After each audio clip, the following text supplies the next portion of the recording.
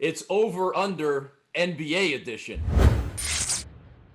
All right, folks, Eric Smith here along with JD Bunkis and Donnovan Bennett. We're going to take a look at some of the, over-unders and some of the trends around the NBA for some of the bigger stories. And fellas, let's start with maybe the biggest story in the NBA right now. Giannis Antetokounmpo with his nearly $250 million max extension. But going into the season, he is not the favorite to win the MVP. That's actually Luka Doncic. Guys, maybe I'll start with you, Donovan. What do you think about the over-under on Giannis winning another MVP?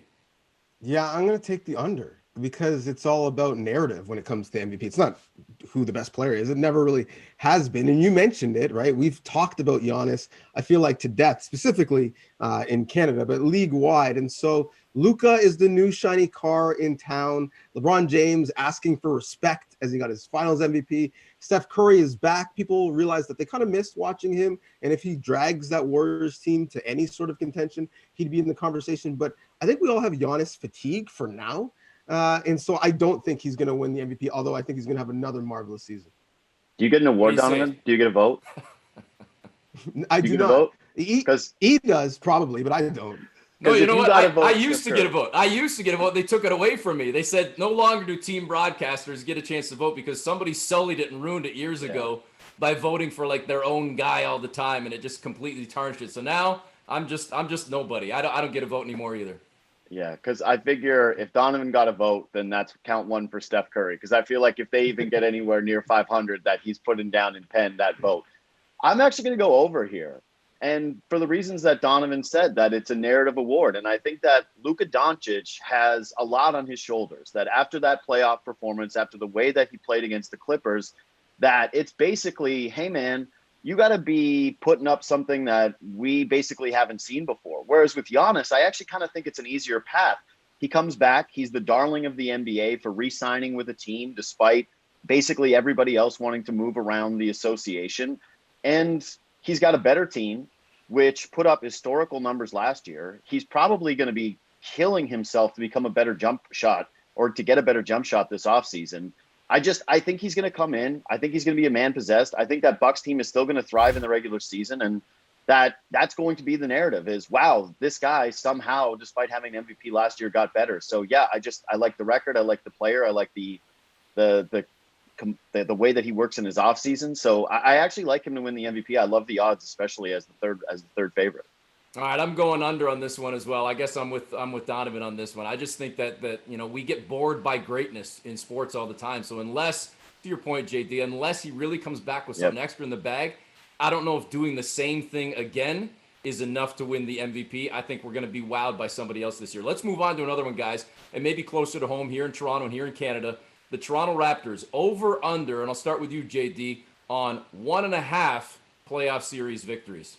I feel like I'm going to be playing the heel here. That this is that the normal move is basically to be like, over, baby. Of course they're going to win another NBA championship. But I think that the Raptors are going to be a really good team. I think that they're once again going to be an incredible regular season team where that is the talk of it, is how deep they are, how Siakam has taken another step, how OG has taken another step. But I think that we've seen this play out in the playoffs too many times where when you play the elite of the elite, you need to have those go-to guys that can create for themselves in big moments. And until I see that from Pascal Siakam, until I see his ability to shoot off the dribble, or until I can see Fred VanVleet improve his scoring around the basket or the ball handling of OG Anunoby, if I'm just going into this with the information I have right now, I'm saying it's likely that in the second round, you're going to be playing either Kevin Durant and Kyrie Irving or Jason Tatum and the Celtics.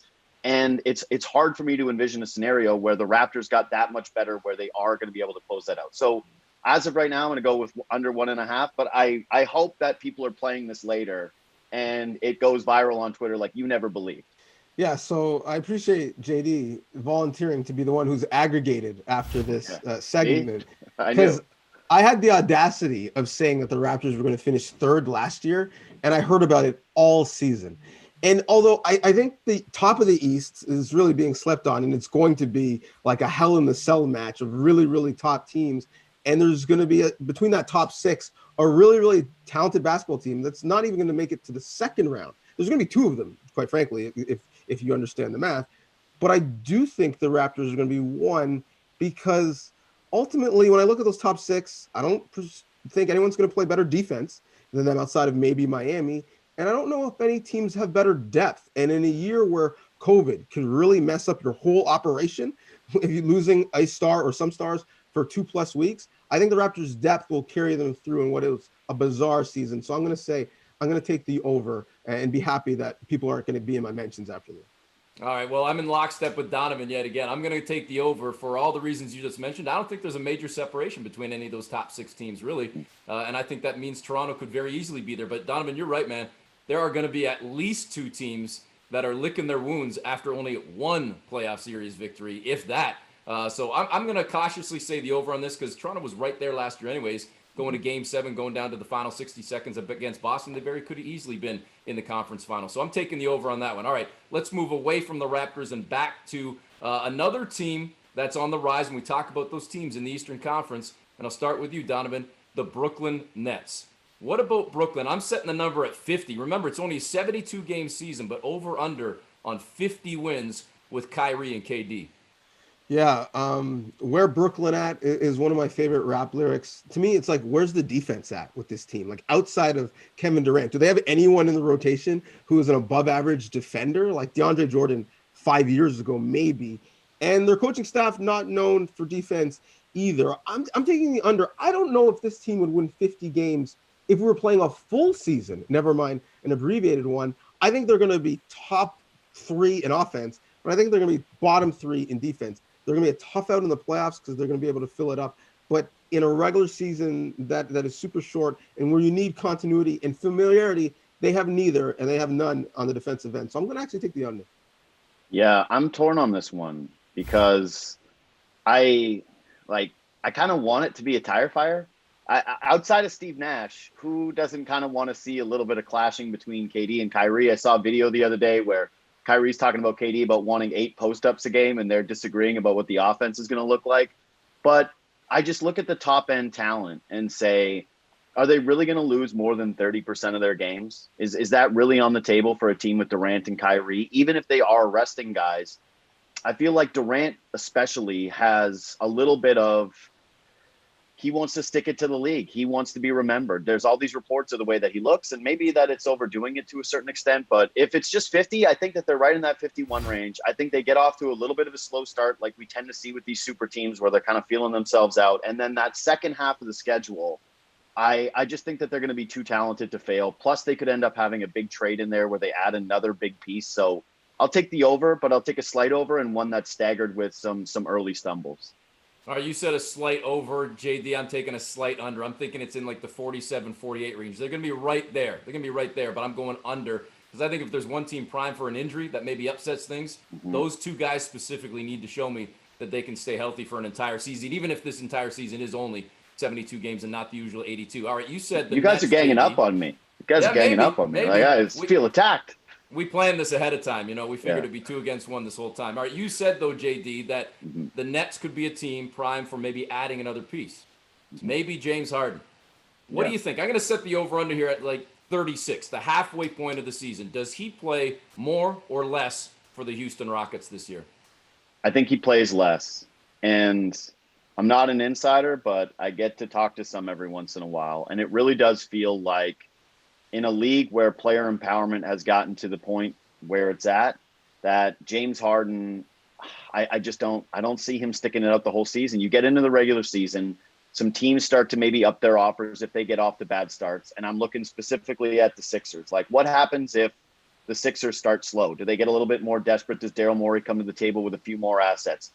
Are there a couple of other teams like the Miami Heat that look at Giannis Antetokounmpo being off the market right now and say, you know what, maybe we're going to pivot. Maybe we will add a few more assets. I think eventually if there's a score of James Harden's caliber, like truly one of the greatest to ever live, that teams are going to start to see what they have, feel a little less enamored with what they vision the preseason looking like, see the reality of the situation, and then eventually move chips into the table. It just seems irreconcilable at this point. And yeah, I think James Harden leaves. I just don't think it's to Brooklyn. Donovan. Yeah, I gotta disagree again, JD. And listen, I'm saying 72, 36 times 2. And will he play 72 games? Doubtful, right? He might be in Atlanta or Vegas for many of them. or out with COVID-19 because he's not wearing a mask in public, evidently. But will he be on their roster for the full season? I think so, because where's the landing spot? Where's the place that can absorb that salary, 40 plus million moving forward, that personality, and has the pick capital to send things back the other way? Look at what Drew Holiday just went for. So mark that price up a little bit. Who can do that to get James Harden? The two teams you mentioned, well, Philadelphia, number one, do you think Tillman Fertitta is looking to help Daryl Morey, the guy who left on a sabbatical and had a job like 2 weeks later? I don't see that being a fit. And Miami, like friend of Sportsnet, Kendrick Perkins, calls them the goons from Dade County. He doesn't fit in that culture.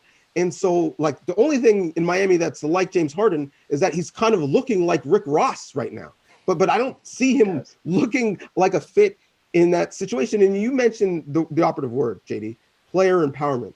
In order to have power, you need leverage. And James Harden doesn't have any because he's under contract for much longer than Anthony Davis was, or Kevin Durant was, or so on and so on, Jimmy Butler. All of the players that have used that power, they weren't stuck in their situation. So I think this is a bad marriage, but it's one we're going to see for the entire season.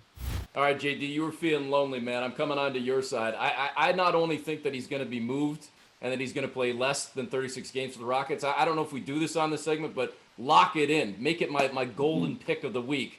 I guarantee that he's going to be moved before the end of the year and plays less than 36 games. All right, last one for you guys. Not really sure if this is over or under, but the other major trade that we talked about involving the Rockets and that sort of shook up the NBA offseason, John Wall for Russell Westbrook. Donovan, who's going to have the better season in the end?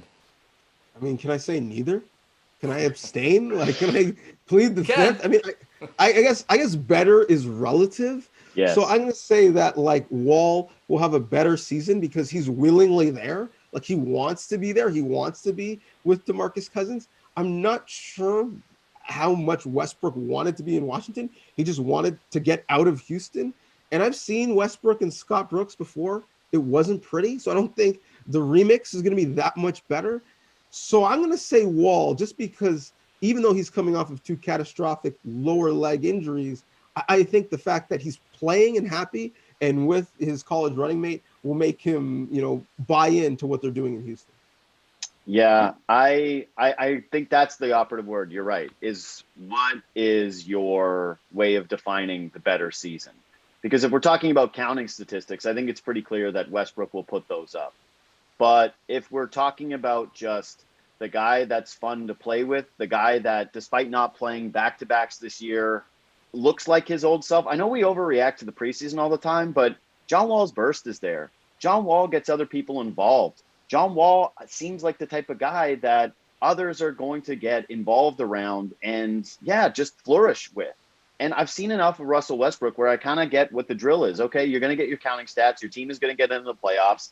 And then ultimately, I don't think he's going to be able to check out of that gear. If John Wall is able to take a Houston Rockets team where, Eric is locking up no James Harden into the playoff picture, I think that's extremely successful. And if I see Bradley Beal and Russell Westbrook get bounced in the first round to the Toronto Raptors or to the Brooklyn Nets, you kind of pushed all the chips in the middle for this. So I like Wall too. And I'll just say this. Maybe it's because I'm the type of person who wouldn't want to play with the guy who says, hey, everybody, wake up 2 hours earlier and show up to the gym, and then you're never going to touch the ball. So let me go with John Wall over Russell Westbrook. All right, I'll take Westbrook just because I think the numbers are going to be neck and neck. I think his might be a little bit better, but I think his team's going to be in the playoffs, and John Wall's isn't. Even though, to JD's point, maybe they get bounced in the first round, the Wizards, but if one team's in the playoff and one team isn't, and they both have the same numbers, I got to roll with Westbrook. Fellas, thanks for this, and hope everybody enjoyed NBA edition of Over Under.